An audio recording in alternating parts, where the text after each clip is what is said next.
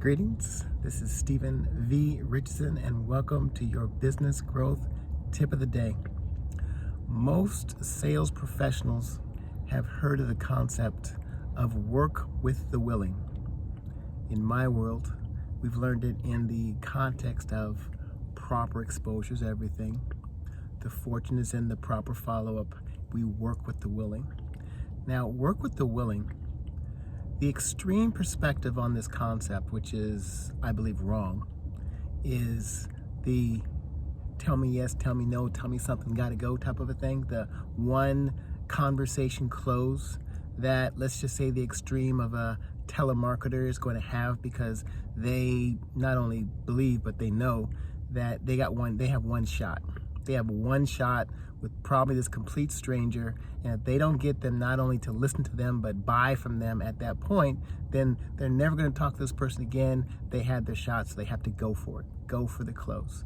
That is not the world that I have lived in, and I don't believe the world that most sales professionals should live in, because it's all about, obviously, building a long-term relationship of mutual credibility and trust, where it's actually a match for the person who's making the buying or joining decision. So it's all about being, as one of my former mentors said, it's about being a chemistry professor, a chemist. Either something is a match or it isn't. There are things in our life, maybe it's a food that we love or food that we hate. You can't make somebody like something. You just can't, no matter how much information, how many testimonies you have to share with this person.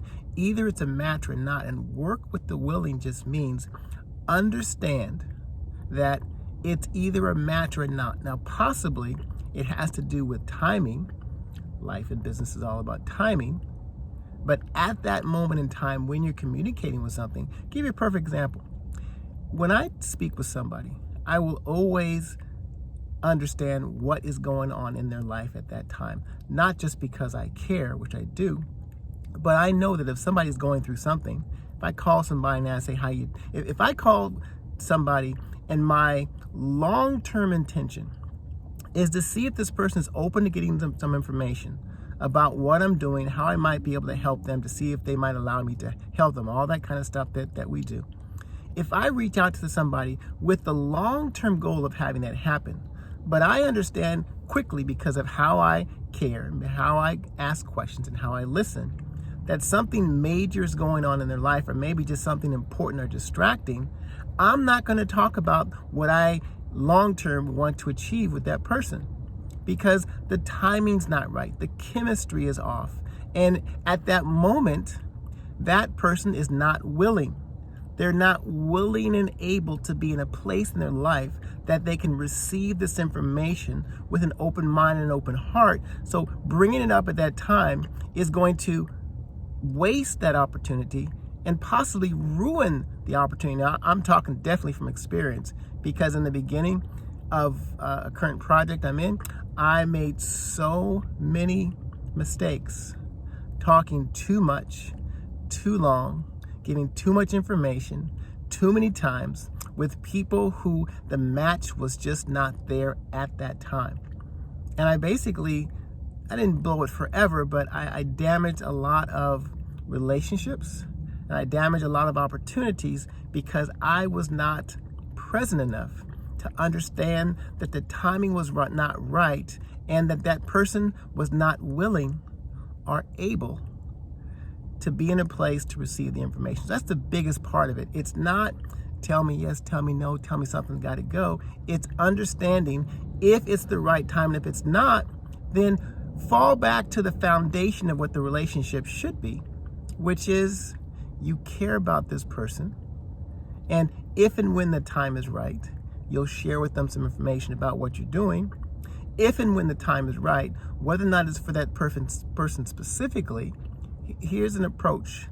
I know I'm talking all over the place, but for these conversations, I'm going to talk off the top of my head. So if I'm talking to someone and I feel initially that they're not a, let's just say, candidate for what I am looking to offer, I still want them to get the information, because I want them to know what I'm doing. It's all about being aware of what I'm doing, how I helped others, how I might be able to help you, but most importantly, from a numbers standpoint and from a leverage standpoint, I want people to know what I'm doing so that if and when, and it's not if, it's when they come across somebody, when they think about somebody that could benefit from having a conversation, they're willing and able to simply think about me and recommend that that person connect with me. I never, ever want somebody to sell or promote or explain or answer questions on my behalf because they're not suited to do that. They're not prepared. All I want them to do is say, there's somebody who you should talk to. And then give them enough information at least to properly edify me, but at least from a sincerity standpoint, there's somebody who you should talk to. There's somebody who I believe you could benefit from at least having a conversation with. His name is Stephen Richardson. He's done this. He's helped this. This is why I appreciate him. This is why I think you could benefit from having a conversation. Hey, would you be open to having me give you his number? And I'll give him your number, and you guys can figure out if you want to talk or not. That's all that I want. All I want is an introduction. And if you really understand how this number game is played, the person who I know, the person who you know, is probably not the person who's going to be the ultimate customer or business partner, depending on what you're doing. It's going to be the person who they know, who they know, who they know. And you're not going to be able to get to that person unless they're willing and able to think about you in a positive way and to make that introduction. So work with the willing simply means understand the chemistry of a relationship. We've all met people. We know nothing about them, but we have just a good feel. There's something good about this person. Or there's something off about this person or this opportunity. And it doesn't matter how much somebody will talk highly or definitely on the positive side. There's nothing that someone can say on highly that's going to change my mind one way or the other. So be aware of the chemistry. And of course, proper exposure is everything. The fortunes and the proper follow-up. We work with the willing.